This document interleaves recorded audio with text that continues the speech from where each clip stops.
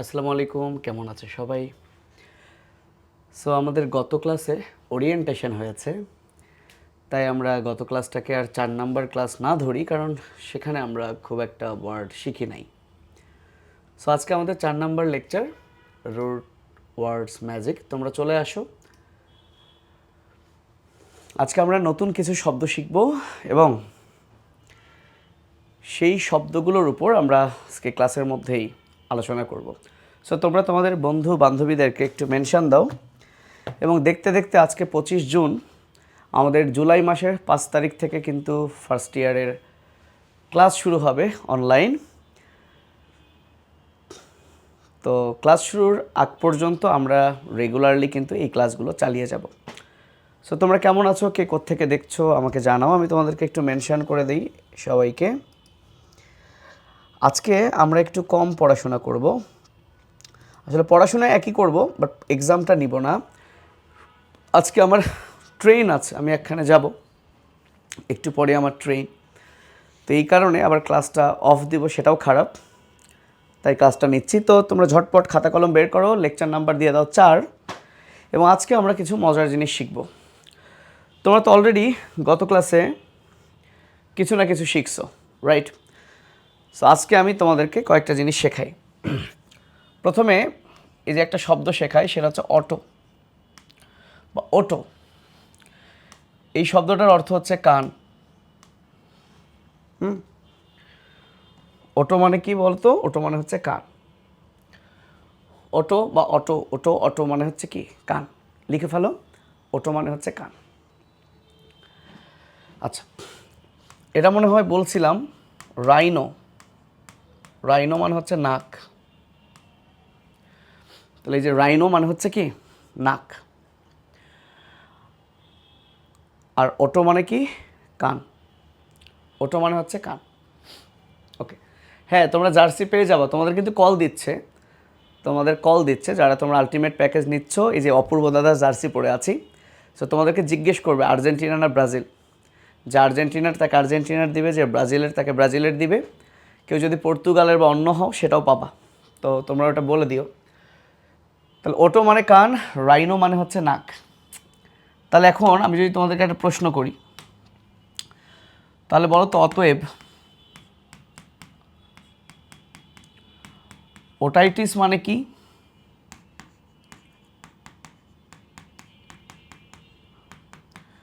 Rhinitis মানে কি? Otitis মানে কি? রাইনাইটিস মানে কি? না, আজকে এক্সামটা নিব না, আজকে এক্সাম নিব না। এইটুকুর উপর আমাদের নেক্সট এক্সাম হবে। আজকে আমরা আধা ঘন্টার মধ্যেই শেষ করে দিব, ঠিক আছে ভাইয়া? থ্যাংক ইউ নাহিদ, দোয়া করো। ওকে, মুমতাহিন ফায়াজ, কংগ্রাচুলেশনস। তাহলে অটাইটিস মানে হচ্ছে কানের প্রদাহ। থ্যাংক ইউ ফাইয়াজ, খুবই ভালো। কারণ আমরা আগে শিখেছি আইটিস মানে প্রদাহ। সো তাহলে এখন বলো তো রাইনাইটিস মানে কি? Alvi, thank you. নাহিদ বলছে কানের কিছু একটা। কিছু একটা কেন রে? আইটিস মানে প্রদাহ। হ্যাঁ, জান্নাত ছয়া বলেছে নাকের প্রদাহ। আহনাফ, ফরহাদ, ওকে, ভেরি গুড। তাহলে রাইনাইটিস হচ্ছে নাকের প্রদাহ। আচ্ছা, ওকে। তোমাদের কারো নাম কি রিয়া আছে? তোমাদের কি কারো নাম রিয়া? রিয়া আছে কিনা? কোনো শব্দের শেষে যদি রিয়া বসে তাহলে এর অর্থ হচ্ছে নিঃসরণ। কোনো শব্দের শেষে যদি রিয়া বসে, কোনো শব্দের শেষে যদি রিয়া বসে তাহলে এর অর্থ কি? নিঃসরণ। যেমন তোমরা নিশ্চয়ই নাম শুনেছ, যেমন ডায়রিয়া। ডায়রিয়া। সো ডায়রিয়ার আরেকটা বানান হচ্ছে এইসের পর ও বসে, তবে এটাও লেখা যায়, ও লিখলেও সমস্যা নেই, দুটোই লেখা যায়। তাহলে মনে রাখবা ডায়রিয়া মানে নিঃসরণ, সরি, রিয়া মানে নিঃসরণ। তাহলে ডায়রিয়া মানে এই যে তরল কিছু একটা নিঃসরণ। তাহলে অতএব, অতএব সবাই আমাকে এখন জানাও তো, অটোরিয়া মানে কি? সবাই কমেন্টে জানাও অটোরিয়া মানে কি? অটোরিয়া, অটোরিয়া মানে কি?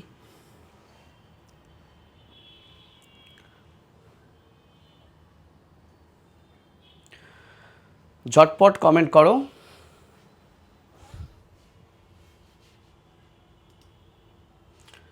তোমাদের রিয়া নামে কোনো বান্ধবী থাকলে মেনশন দাও। আর সে যদি কষ্ট পায় বইলো যে তোর রিয়া নামটা তো বাংলা, তুই এত ভয় পাচ্ছিস কেন? ওকে। সো অটোরিয়া মানে কান দিয়ে পুজ নির্গমন। তাহলে কখনো যদি কানের ভেতরে ইনফেকশন হয় এবং কান দিয়ে যদি পুজ বের হয়, সেটাই হচ্ছে অটোরিয়া। তাহলে অটোরিয়া মানে কান দিয়ে পুজ নির্গমন। ঠিক আছে, তাহলে আমরা কিন্তু রিয়া, ভেরি গুড, কানের নিঃসরণ, ওকে ফাইন, কান থেকে কোনো কিছু তরল নিঃসরণ, সেটাই হচ্ছে রিয়া।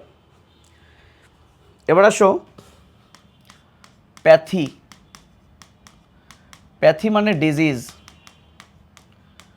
ডিজিজ মানে কি? ইজ মানে তো আরাম, ইজ মানে কি? আরাম, ইজ মানে আরাম।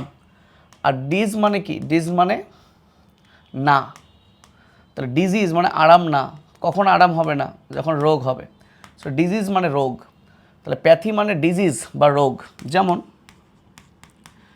একটা সাবজেক্ট আছে প্যাথোলজি, আমার বউ এই সাবজেক্টের লেকচারার, ইসলামী ব্যাংক মেডিকেল কলেজে সে লেকচারার হিসেবে আছে প্যাথোলজিতে। তাহলে লজি মানে আমরা সবাই জানি বিদ্যা, আর প্যাথো মানে রোগ। তাহলে চিকিৎসা বিজ্ঞানের যে শাখায় রোগ নিয়ে আলোচনা করা হয় তার নামই হচ্ছে প্যাথোলজি। তার নামে কী হয় বলো? প্যাথোলজি। ঠিক আছে, তাহলে প্যাথো বা প্যাথি শব্দটার অর্থ হচ্ছে কি? রোগ। তাহলে এখন আমি যদি প্রশ্ন করি, অতএব নেফ্রোপ্যাথি, তাহলে একটু কমেন্ট করে জানিয়ে দাও তো বাবা, সবাই সবাই একটু কথা বলো, যারা দেখছো কথা বলো। নেফ্রোপ্যাথি মানে কি হবে বলো তো, বলো তো, নেফ্রোপ্যাথি মানে কি হবে? দ্রুত কমেন্ট করো,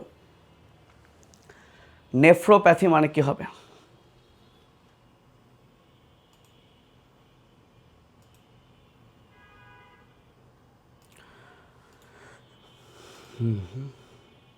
জানো জানো নেফ্রোপ্যাথি, দেখি কে আগে বলতে পারে। ওকে, মুমতাহিন ফাইয়াজ, নেফ্রনের রোগ, নেফ্রনের রোগ, ভেরি গুড, নেফ্রনের রোগ। আবার নেফ্রন কার একক? বৃক্কের একক। সো বৃক্কের রোগগুলোকে আমরা বলবো নেফ্রোপ্যাথি।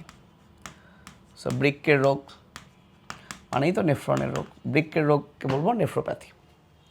সাবাস, Jannat Abdul Ahad, wow, very good very good. আচ্ছা, এখন একটা শব্দ আসো, এনজিও মানে রক্তবাহিকা। এনজিও মানে কি? রক্তবাহিকা। প্লাস্টি মানে পুনর্নির্মাণ। তাহলে এনজিও মানে কি? রক্তবাহিকা। এই যে আমাদের রক্তবাহিকা আছে, এটাকে আমরা বলি এনজিও। আর প্লাস্টি শব্দের অর্থ হচ্ছে, প্লাস্টি শব্দের অর্থ হচ্ছে পুনর্নির্মাণ। তাহলে এই দুটা তুলে ফেলো।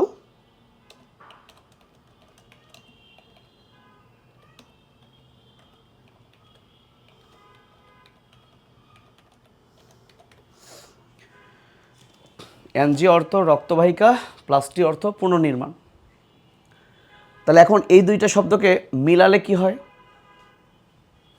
মিলালে কি হয়? আরেকটা শব্দ এখানে লিখো, গ্রাম। এই গ্রাম মানে কিন্তু কিলোগ্রাম, গ্রাম না। তো কোনো শব্দের শেষে যদি গ্রাম থাকে বায়োলজিতে, গ্রাম মানে হচ্ছে ধরো ওইটার ভিতরের কি আছে এটা দেখা, মানে পরীক্ষা করা।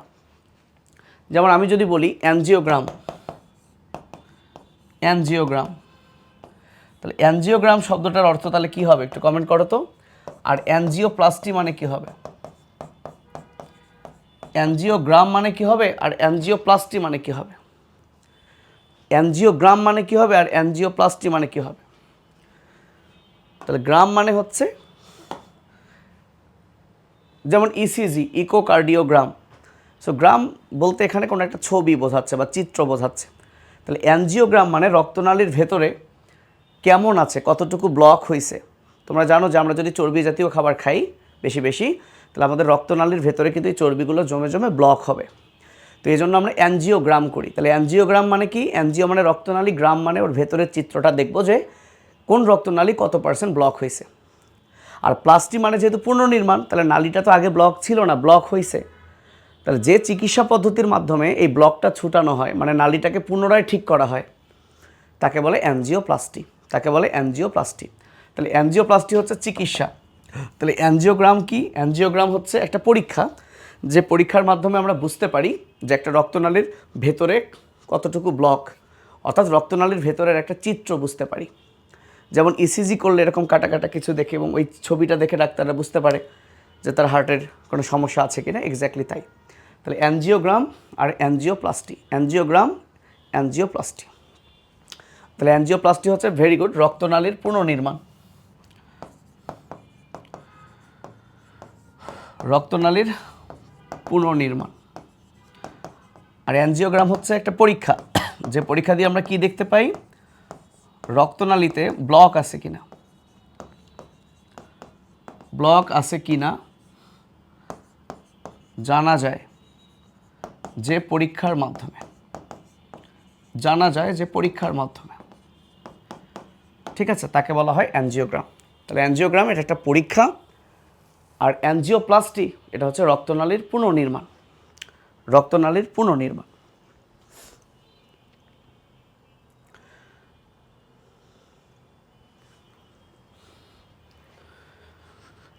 এখন আমরা লিখছো ভাইয়া, এখন আমরা একটা শব্দ শিখব, মেগালি। মেগালি মানে হচ্ছে বড় হয়ে যাওয়া। কোনো কিছু বড় হয়ে যাওয়া এটাকে বলা হয় মেগালি। তাহলে অতএব তোমরা এখন আমাকে বলো, হেপাটোমেগালি মানে কি?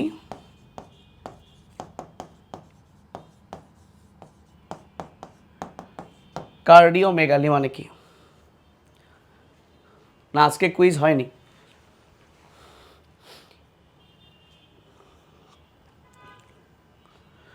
হেপাটোমেগালি মানে কি? কার্ডিও মানে কি?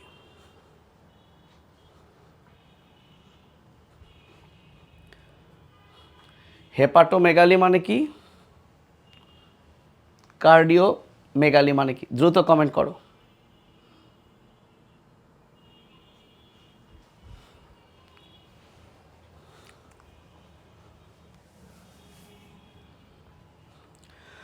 তাহলে হেপাটো মানে যকৃত আর কার্ডিও মানে হার্ট। তাহলে হেপাটোমেগালি মানে যকৃত বড় হয়ে যাওয়া। ভেরি গুড ফাইয়াজ, ফাইয়াজ খুব অ্যাক্টিভ, ফাইয়াজ খুব ভালো পারে। যকৃত বড় হয়ে যাওয়া। আর কার্ডিওমেগালি মানে হৃৎপিণ্ড বড় হয়ে যাওয়া। হৃৎপিণ্ড বড় হয়ে যাওয়া।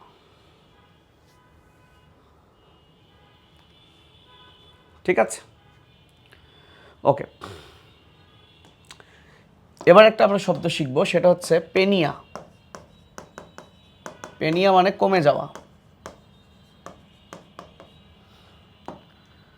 যেমন আমি যদি বলি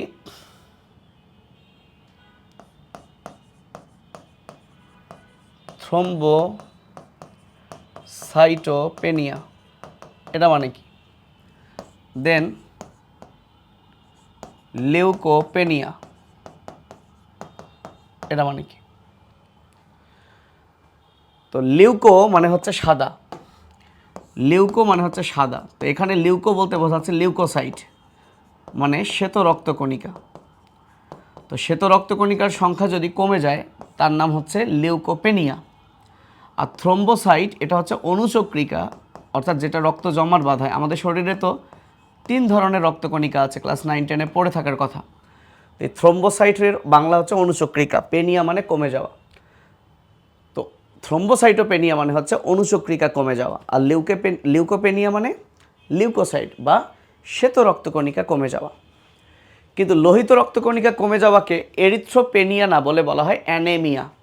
অ্যানেমিয়া মানে রক্ত স্বল্পতা। তাহলে এটা একটু হাইলাইট করো যে লোহিত রক্তকণিকা কমে যাওয়াকে, যদি আমাদের লোহিত রক্তকণিকার যে পরিমাণ, তাহলে সেই লোহিত রক্তকণিকা কমে যাওয়াকে আমরা কি বলি? অ্যানেমিয়া। এই অ্যানেমিয়া বানানে এখানে এও দেওয়া যায়, ANA, আবার এটাও লেখা যায়, সেটাকে আমরা বলি রক্তাল্পতা। রক্তাল্পতা, ঠিক আছে? তাহলে 3 ধরনের রক্তকণিকা। বায়োলজি সেকেন্ড পেপার চ্যাপ্টার 1 দিয়ে আমি আমার সাইকেলের ক্লাস শুরু করব। তোমরা নিশ্চয়ই জানো যে 5 জুলাই থেকে যে আমি সাইকেল স্টার্ট করব 28 ব্যাচের। তো সাইকেল 2 আগে আমরা স্টার্ট করব, সাইকেল 2 এর জুওলজি 1, এবং জুওলজি 1 চ্যাপ্টার শেষ হলে সাইকেল 1 এর বোটানি 1 শুরু করব। অর্থাৎ আমরা একই সাথে সাইকেল 1 এবং 2 দুটোই শুরু করব, ঠিক আছে?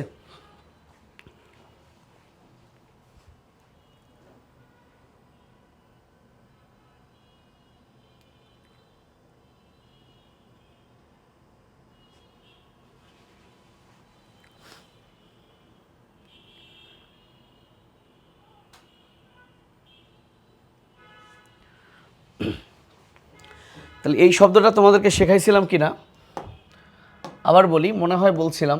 পোয়েসিস।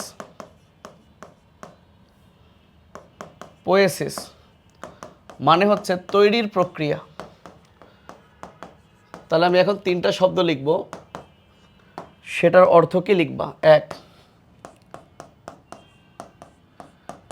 এরিথ্রোপোয়েসিস। এবার পারতে হবে 3টাই। 2,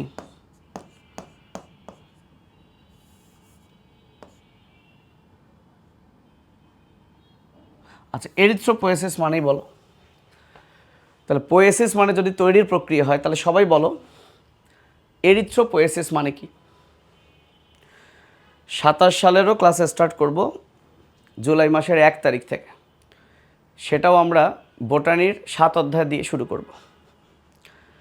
ভেরি গুড। তাহলে এরিথ্রো মানে হচ্ছে লোহিত কণিকা। সো এরিথ্রো মানে লোহিত কণিকা। তাহলে লোহিত কণিকা তৈরির প্রক্রিয়া।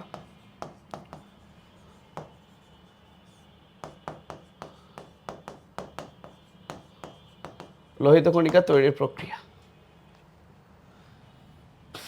ঠিক আছে?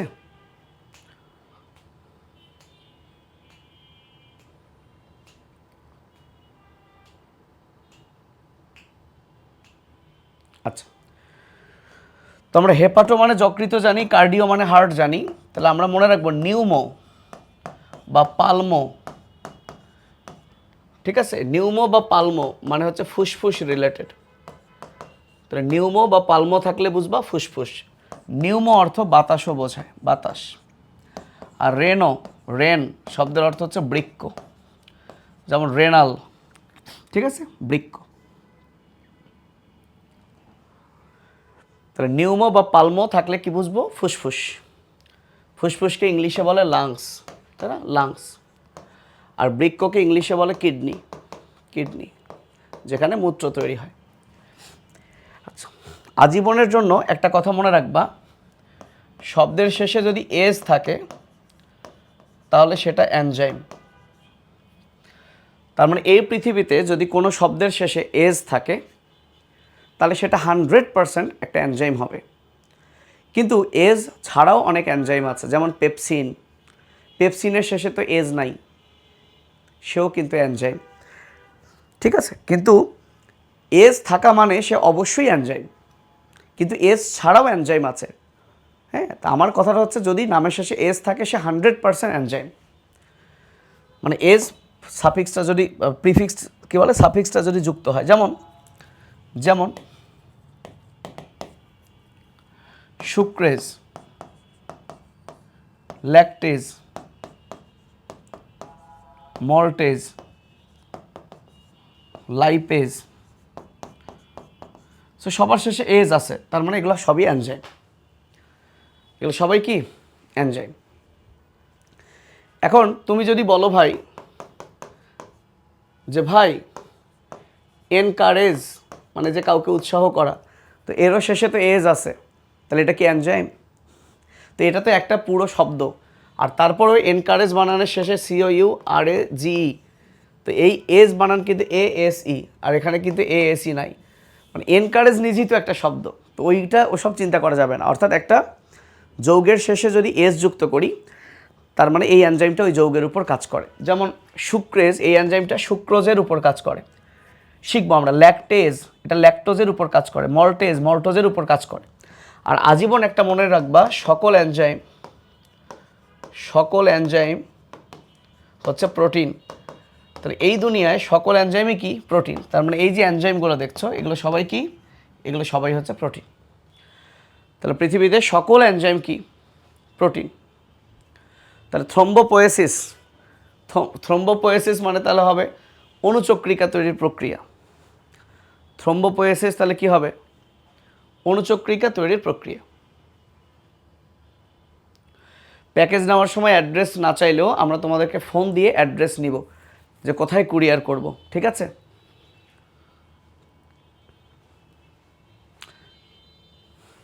তাহলে এখন তোমরা আমাকে বলো তো, অ্যামাইলেজ নামক এনজাইম, এই এনজাইমটা কার উপর কাজ করে? এই অ্যামাইলেজ এনজাইমটা কার উপর কাজ করে? পারবা? অ্যামাইলেজ এনজাইমটা কার উপর কাজ করে? তাহলে তোমাকে জানতে হবে অ্যামাইল মানে কি।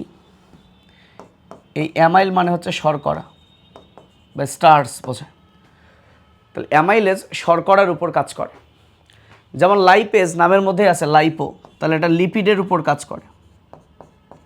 তাহলে প্রোটিনের উপর যারা কাজ করে তাদেরকে আমরা একসাথে বলবো প্রোটিয়েজ। তাহলে মনে রাখো অ্যামাইল মানে হচ্ছে শর্করা। তাহলে অ্যামাইলেজ এনজাইম কার উপর কাজ করে? শর্করার উপর কাজ করে। ঠিক আছে? অ্যামাইনো অ্যাসিড না বাবা, অ্যামাইল। ঠিক আছে? অ্যামাইল।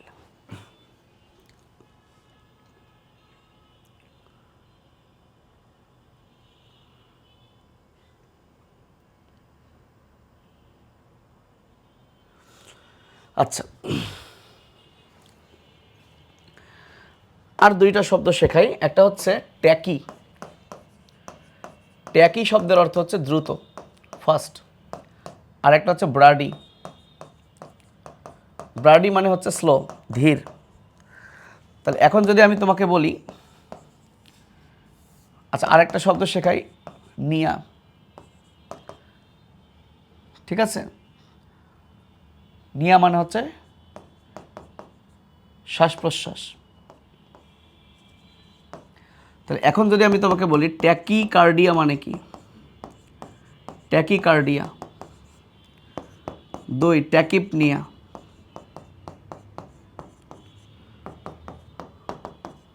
এবং 3 ব্রাডিকার্ডিয়া।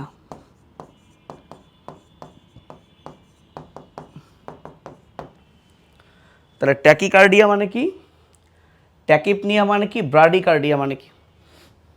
এগুলো সব কিন্তু তোমাদের ইন্টারমিডিয়েটের বইয়ে আছে, এই শব্দগুলো পাবা তোমরা। তাহলে ট্যাকি মানে দ্রুত, নিয়া মানে শ্বাস প্রশ্বাস। Very good. তাহলে শ্বাস প্রশ্বাস দ্রুত হওয়াকে আমরা কি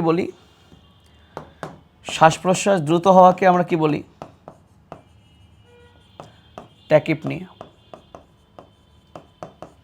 তাহলে এখন বলো ট্যাকিকার্ডিয়া কি? হৃদস্পন্দন দ্রুত হওয়া ট্যাকিকার্ডিয়া, হৃদস্পন্দন স্লো হওয়া ব্রাডিকার্ডিয়া। কারণ কার্ডিয়া মানে হার্ট, তাহলে হার্ট তো স্পন্দিত হয়, পাম্প করে। তাহলে হার্টের যে ছন্দ, স্পন্দন, এটা দ্রুত হলে ট্যাকিকার্ডিয়া। মানে হার্টবিট যদি বেড়ে যায়, তুমি যখন একটা দৌড় দিবা দেখবা দৌড়ানোর পর তোমার হার্টবিট ধাক ধাক ধাক বেশি হচ্ছে, এটা ট্যাকিকার্ডিয়া। ঠিক আছে? বাট ট্যাকিকার্ডিয়া একটা ডিজিজ, মানে এটা তো আবার কিছুক্ষণ পর থেমে যাবে। বাট এটা যদি কন্টিনিউ থাকেই তাহলে আমরা বলবো তোমার ট্যাকিকার্ডিয়া হয়েছে। আর ব্রাডিকার্ডিয়া মানে কম, হার্টবিট স্লো হয়ে যাবে। তাহলে আজকে আমরা কি পড়লাম চলো একটু সামারি করি। আজকে আমরা পড়েছি লেকচার 4, অটো মানে কান, রাইনো মানে নাক। আর গত ক্লাসগুলোতে পড়েছিলাম আইটিস মানে প্রদাহ। তাহলে অটাইটিস মানে কানের প্রদাহ, রাইনাইটিস মানে নাকের প্রদাহ। তারপর আমরা পড়েছি রিয়া মানে নিঃসরণ, যেমন ডায়রিয়া, তরল কিছু নিঃসরণ। তাহলে অটোরিয়া মানে কি? যেহেতু অটো মানে কান, রিয়া মানে নিঃসরণ, তাহলে অটোরিয়া মানে কান দিয়ে পুজ নিঃসরণ। প্যাথি মানে রোগ, আর রোগ মানে ডিজিজ। ডিজিজ মানে আবার ডিজ ইজ, মানে ইজ মানে আবার ইজ, আরাম, ইজি। ডিজ মানে কি? আরাম না, মানে না বোঝায় বা কষ্ট বোঝায়। যেমন প্যাথোলজি, তাহলে রোগবিদ্যা। নেফ্রোপ্যাথি, প্যাথি মানে রোগ, নেফ্রো মানে কি? নেফ্রন। তো বৃক্কের একক নেফ্রন, তাহলে বৃক্কের রোগকে আমরা কি বলবো? নেফ্রোপ্যাথি। তাহলে হৃৎপিণ্ডের রোগকে আমরা কি বলবো? কার্ডিওপ্যাথি। কার্ডিওপ্যাথি। তাহলে এখন যদি আমি এখানেই বলি, তাহলে বলো তো দেখি কে পারে। কার্ডিও মায়োপ্যাথি মানে কি? এটা পারলে খুশি হব।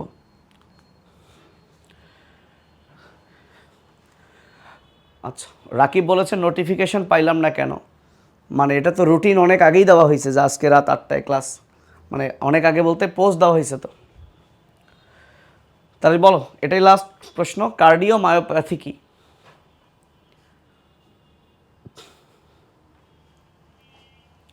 ছেলেমেয়েরা বলো, কার্ডিও মায়োপ্যাথি মানে কি? এটা বলতে পারলে আমি খুশি হব। গুগল টুগল করো না।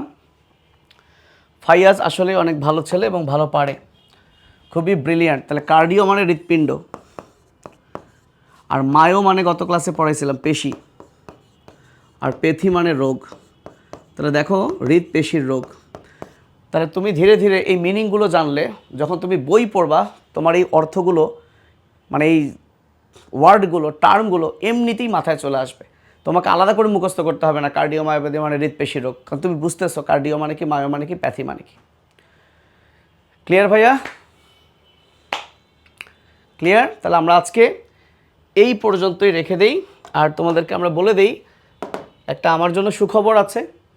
এটার ক্রেডিট অবশ্যই তোমাদের কারণেই এটা সম্ভব হয়েছে।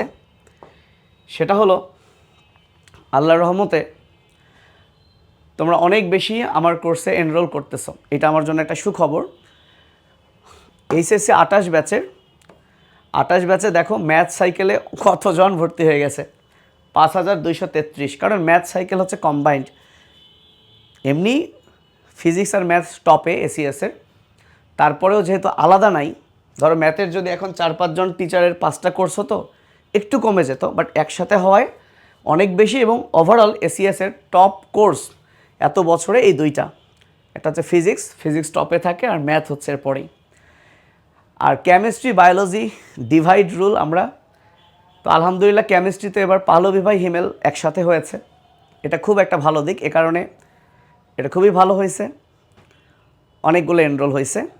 ইবিআই এটাও একটা নতুন কোর্স, এই প্রথম এসিএস ইংলিশ বাংলা আইসিটি একসাথে নামলো। বায়োলজিতে প্রায় 5টা কোর্স, তোমাদের তন্দ্রাপুর কোর্স আছে বায়োলজিতে, আমার কোর্স আছে বায়োলজিতে। তো আলহামদুলিল্লাহ অনেক বেশি ভর্তি হয়ে গেছে, 859 জন। এটা আমার জন্য খুবই, আমরা অনেক পিছায় ছিলাম, বাট স্টুডেন্টরা পছন্দ করছে। এছাড়া তোমাদের শুভ্র ভাইয়ার কোর্স আছে, তোফায়েল ভাইয়ার কোর্স আছে। সো বায়োলজি আরও এক রিজভি ভাইয়েরও কোর্স আছে, মোট 5টা কোর্স আছে। তো তোমাদেরকে ধন্যবাদ যে তোমরা অনেক বেশি আমার কোর্সে এনরোল করেছো, মাশাল্লাহ।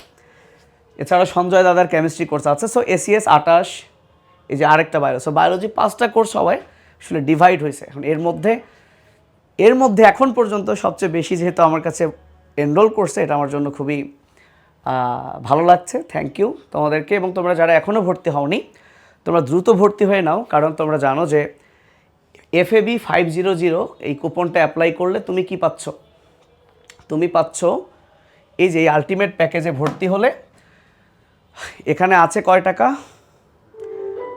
5000 টাকা। তুমি যদি কুপন ইউজ করো তাহলে সেটা হয়ে যাবে, আচ্ছা আমাকে করতে বলতেছে, 4500 টাকা।